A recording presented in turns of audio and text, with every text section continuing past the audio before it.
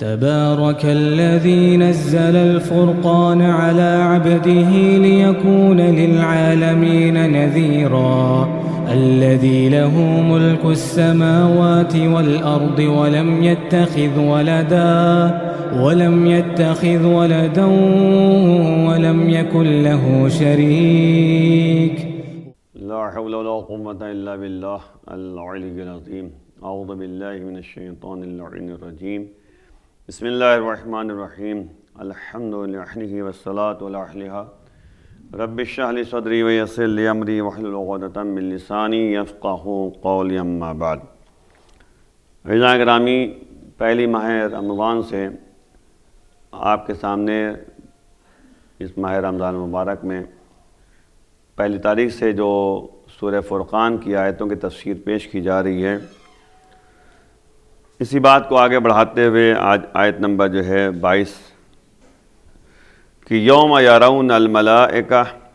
لا بشری یومئذ للمجرمین ویقولون حجرا محجورا. ارشاد ہو رہا ہے کہ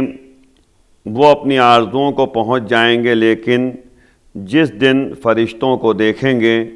تو وہ دن مجرمین کی خوشخبری کا نہیں ہوگا، بلکہ ان کی سزا اور عذاب کا دن ہوگا، اور وہ کہیں گے ہمیں امان دو، ہمیں معاف کر دو.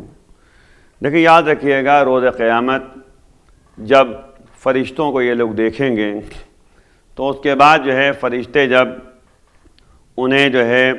جہنم کی طرف لے جائیں گے، سزا دیں گے، تب مجرمین کو اپنے جرم کے بارے میں اندازہ ہوگا، ظالموں کو اپنے ظلم کے بارے میں اندازہ ہوگا کہ کس طریقے سے دنیا میں رہ کر انہوں نے جرم کیا تھا اور ظلم کیا تھا. ظاہر سی بات ہے کہ ابھی تو انسان یہ سوچتا ہے کہ ہم قدرت مند ہیں، ابھی یہ سوچتا ہے کہ ہمارے پاس طاقت ہے، ابھی یہ سوچتا ہے انسان کہ ہمارے پاس شعور ہے، عقل ہے، میں جو کر رہا ہوں ہم عقل مندی سے اس کام کو انجام دے رہے ہیں. لیکن جب جہنم کی طرف لے جایا جائے گا تب اندازہ ہوگا کہ ہم نے جو ظلم کیا تھا اس کا نتیجہ کیا نکلا ہے. تو اسی لیے پروردگار کہہ رہا ہے کہ ظلم کرنے والے وہ ایسا دن ہوگا کہ وہ کیفر کردار تک پہنچیں گے. تو بہرحال دنیا میں بھی مجرمین کو سزا مل جاتی ہے، اور آخرت میں بہرحال فرشتے اسے جہنم کی جانب لے جائیں گے. اب اسی آگے فرما رہا ہے پروردگار وَقَدِمْنَا إِلَى مَا عَمِلُوا مِنْ عَمَلٍ فَجَعَلْنَاهُ هَبَاءً مَنْثُورًا. اور ہم ان اعمال کی طرف آگے بڑھیں گے جو وہ انجام دے چکے ہیں، اور ان اعمال کو غبار کے ذروں کی مانند بکھیر دیں گے. یعنی ایسا ہوگا کہ ذرات جس طریقے سے گرد و غبار کے ذرات اڑتے رہتے ہیں نا، اسی طریقے سے ان کے اعمال بھی اڑتے ہوئے نظر آئیں گے، کیونکہ ان کا کوئی نتیجہ نکلنے والا نہیں ہوگا. اس لیے پروردگار کہہ رہا ہے کہ وَقَدِمْنَا إِلَى مَا عَمِلُوا مِنْ عَمَلٍ فَجَعَلْنَاهُ هَبَاءً مَنْثُورًا. اور ہم ان اعمال کی طرف آگے بڑھیں گے جو وہ انجام دے چکے ہیں، اور ان اعمال کو غبار کے ذرات کی طرح بکھیر دیں گے. وَأَصْحَابُ الْجَنَّةِ يَوْمَئِذٍ خَيْرٌ مُسْتَقَرٌّ وَأَحْسَنُ مَقِيلًا. یعنی اس دن بہشتیوں اور جنتیوں کا ٹھکانہ سب سے بہتر ہوگا، اور ان کی رہائش گاہ سب سے عمدہ اور بہتر ہوگی. یاد رکھیے گا کہ انسان ذرا سے بھی اگر کوشش کرے اور قدم آگے بڑھائے تو انسان صحیح معنوں میں اپنے اعمال کو صحیح طریقے سے انجام دے سکتا ہے. لیکن ہوتا کیا ہے کہ انسان ذرا دیر میں وہ بھول جاتا ہے کہ وہ کس طریقے سے زندگی بسر کرنا چاہتا ہے. دیکھیں، یاد رکھیے گا، بہت سارے اعمال ایسے ہوتے ہیں جو انسان کی اعمال تباہ و برباد ہو جاتے ہیں. دیکھیں، مسئلہ کیا ہے کہ انسان ویسے ہی ہے نا، جیسے مکڑی کے جالا ہوتا ہے کہ اس نے بڑی محنت سے، بڑی زحمت سے اس نے ایک گھر بنایا، قرآن نے بھی بیت عنکبوت کہا ہے، مکڑی کا جو جالا ہوتا ہے اس کو بیت عنکبوت کہا گیا ہے۔ اور ظاہر بات ہے کہ مکڑی جو ہوتی ہے وہ اپنے گھر بناتی ہے، لیکن وہ بہت ہی زحمتوں اور محنتوں کے ساتھ،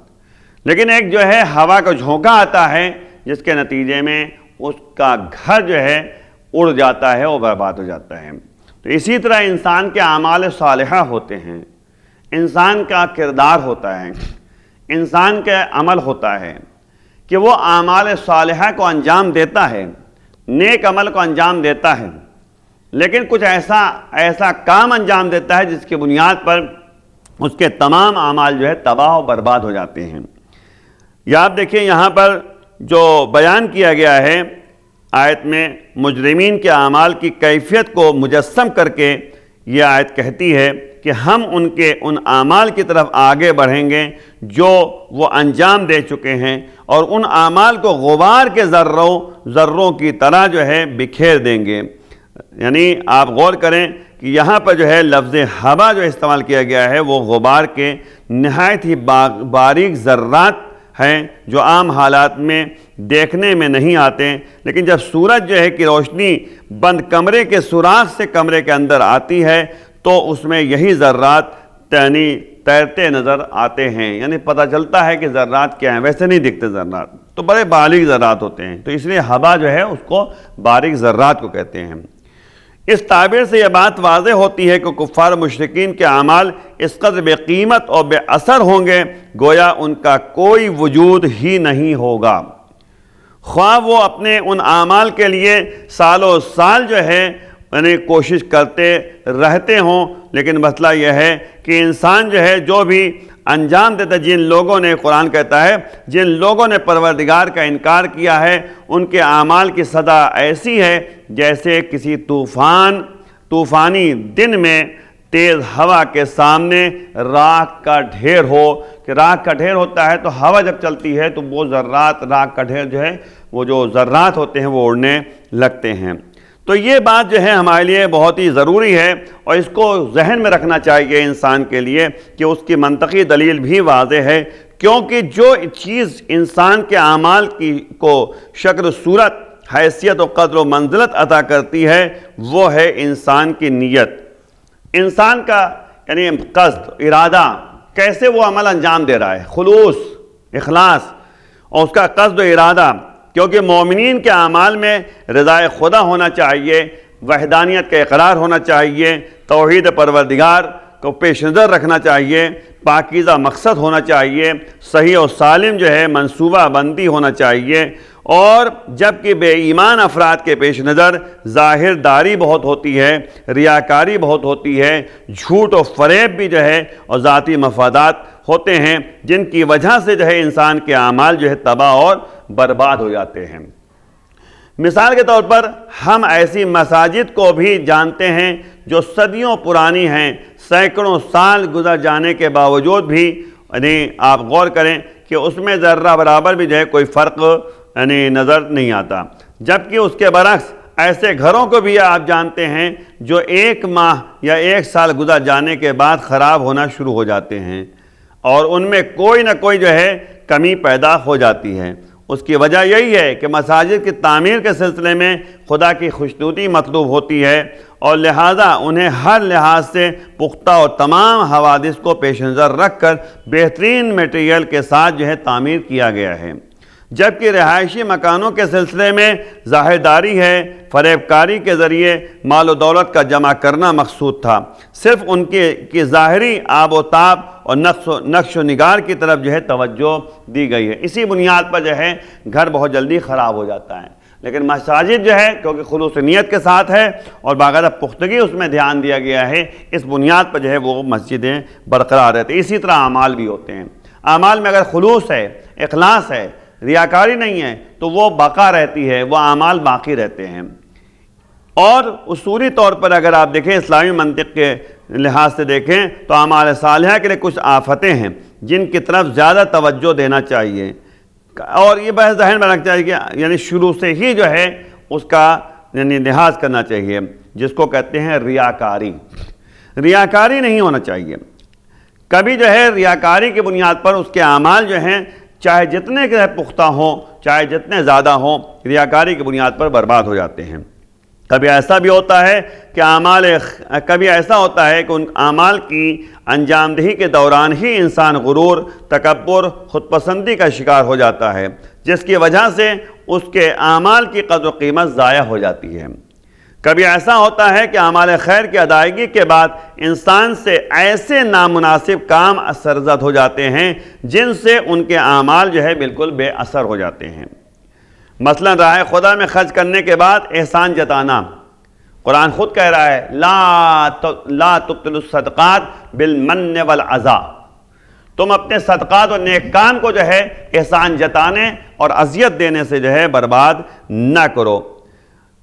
اس کا اثر جو ہے احسان جتانے سے زائل کر دیتا ہے، زائد ہو جاتا ہے۔ یا جن نیک اعمال کی انجام دہی کے بعد انسان جو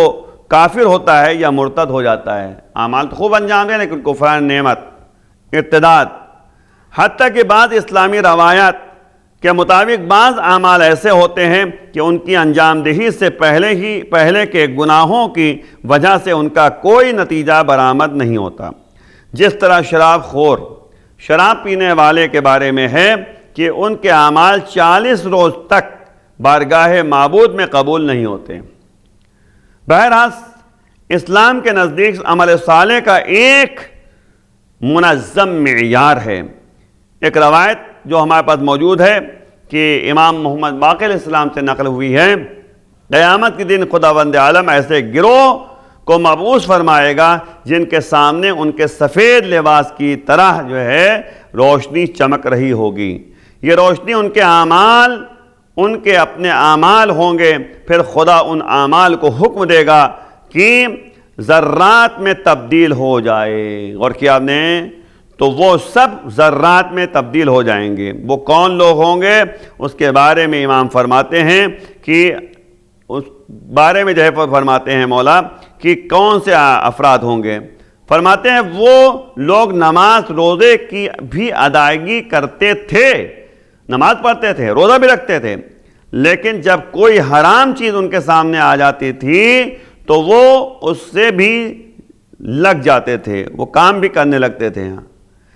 اور جب مولا کائنات علی بن ابی طالب کی علیہ السلام کی کوئی فضیلت ان کے سامنے بیان کی جاتی تھی تو وہ اس کا انکار کرتے تھے۔ یہ بھی بہت بڑی بات ہے، یعنی علی کی فضیلت کا منکر بھی جو ہوتا ہے اعمال چاہے جتنے اچھے انجام دے، لیکن محب اہل بیت اگر نہیں ہے، محبت اہل بیت اس کے اندر نہیں پائی جا رہی، علی کی محبت ہے، علی کی فضیلت اس کے سامنے نہیں ہے، تو اس کے اعمال جو ہے برباد ہو جائیں گے، ختم ہو جائیں گے۔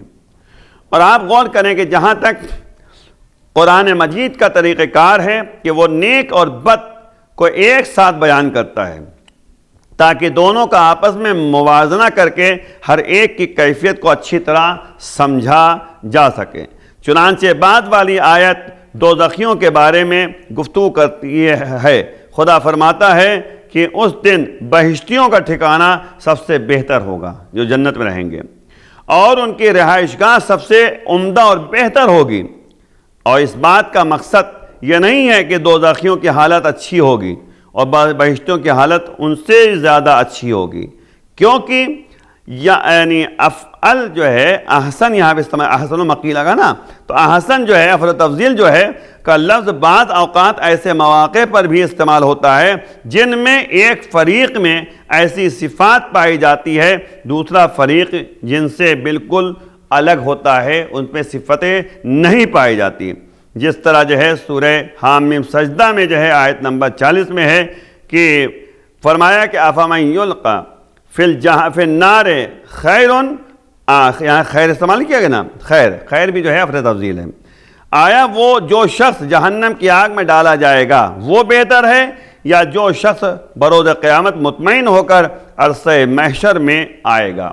یعنی وہاں پر جو ہے محشر میں جو ہے پہنچے گا تو وہ مطمئن یعنی جو اطمینان کے ساتھ پہنچے گا وہ بہتر ہے یا جو آگ میں ڈالا جائے گا؟ تو یہاں مستقر کے معنی جو ہے قرارگاہ اور ٹھکانہ کے ہیں،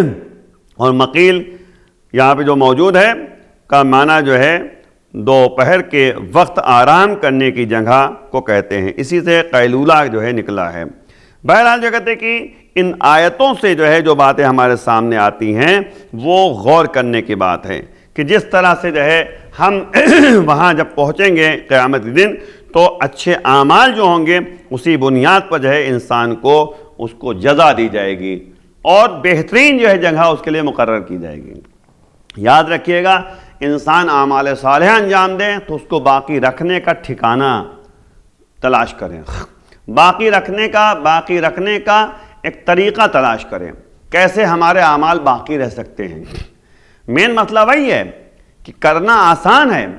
باقی رکھنا مشکل ہوتا ہے۔ اسی طرح ایک حدیث آپ کے ساتھ نقل کر کے بات کو اختتام منزل تک پہنچا دوں کہ مولا امام باقر علیہ السلام کی حدیث ہے، اس میں یعنی اصول کافی میں الابقاء علی العمل اشد من العمل،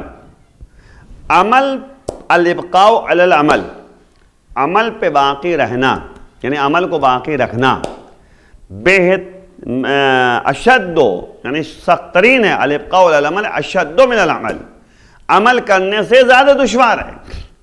عمل کرنا شاید آسان ہو لیکن عمل کو باقی رکھنا بڑا مشکل کام ہوتا ہے۔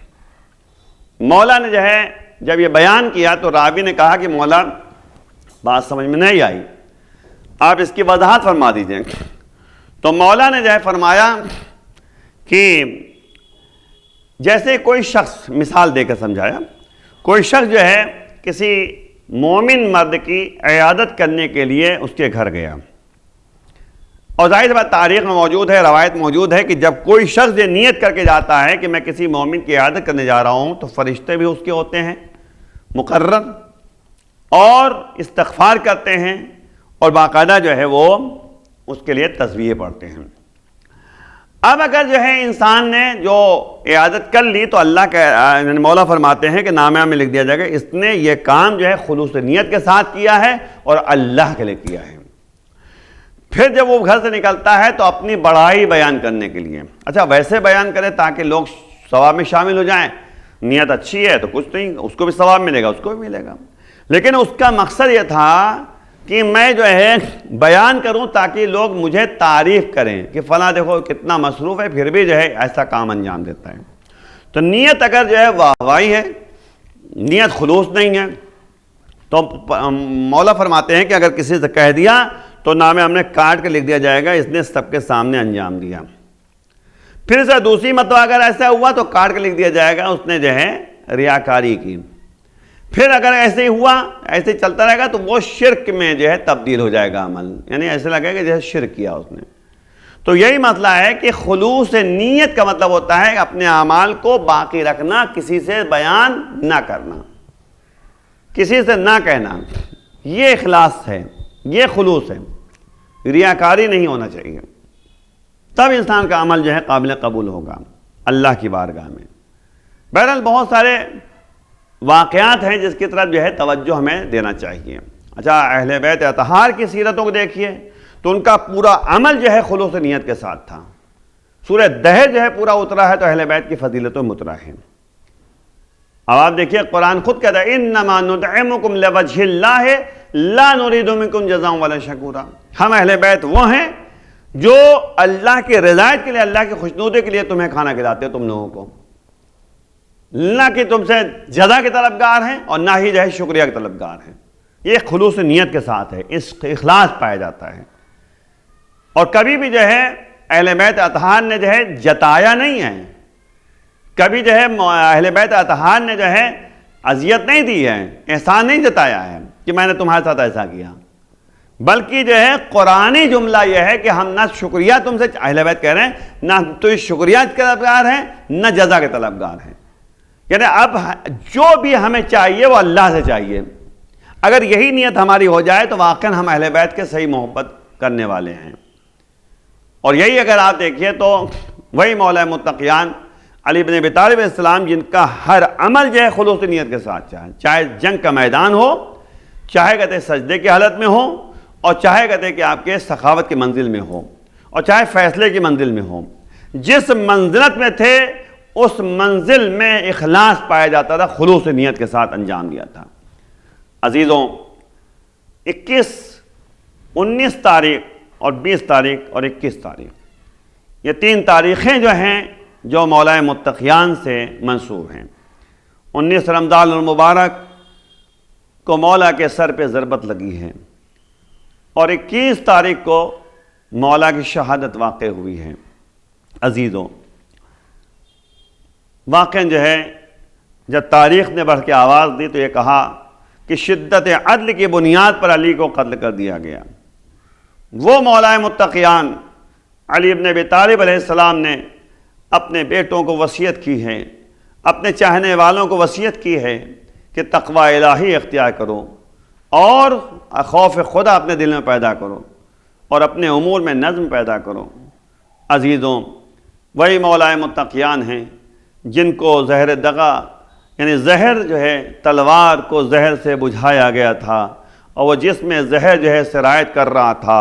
مولا متقیان نے وصیتیں بھی کی۔ ایک وہ وقت آیا جب مولا اس دنیا سے چلے گئے تو امام حسن امام حسین السلام سے وصیت کی تھی، بیٹا حسن انما، یعنی جو ہمارے چاہنے والے ہیں فلاں جگہ تک ان کو جانے دینا، اس کے بعد تابوت خود بخود آگے بڑھتا چلا جائے گا، جہاں پہ تابوت رک جائے بس وہیں پر جو ہے سمجھ لینا کہ ہماری قبر موجود ہے، اور کسی اور کو جانے نہ دینا، صرف تم ہی دونوں کو جانا ہے۔ تو اب عزیزوں، جس طرح وصیت کی تھی مولا نے، اسی طریقے سے مولا کو لے کر جایا گیا، اور جب وہاں پہنچے ہیں تو ایک قبر دیکھی ہے، جس قبر کھدی ہوئی تھی، جیسے مولا کو دفنانا چاہ رہے ہیں، ایک مرتبہ 2 ہاتھ برآمد ہوتے ہیں، اے میرے بیٹے حسن لاؤ میرے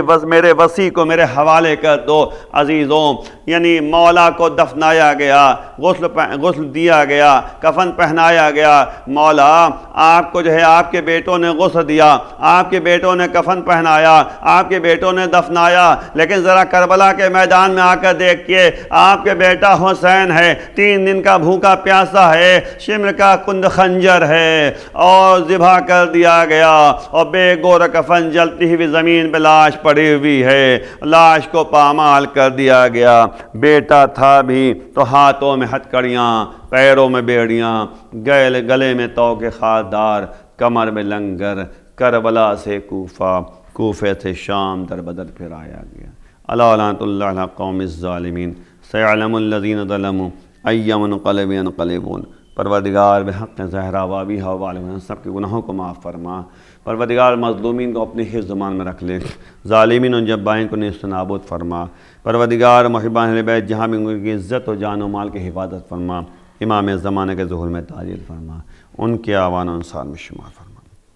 اللہم صلی اللہ محمد و آل محمد وعلی